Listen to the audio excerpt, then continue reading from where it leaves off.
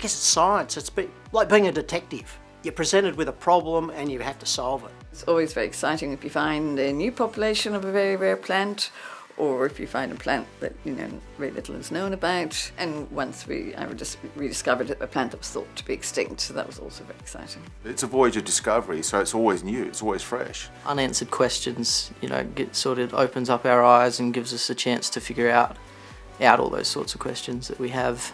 They think I get to go fishing every day and that I'm out on a boat all day on the water, and sadly it's not the case. So you look at old stuff like human remains, and I have to say no, that's an archaeologist, not a geologist. I look at rocks.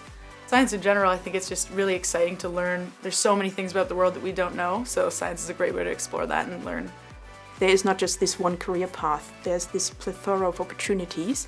A career in science, you're going to be having lifelong learning and discoveries and innovation, and I think that's what keeps you ticking.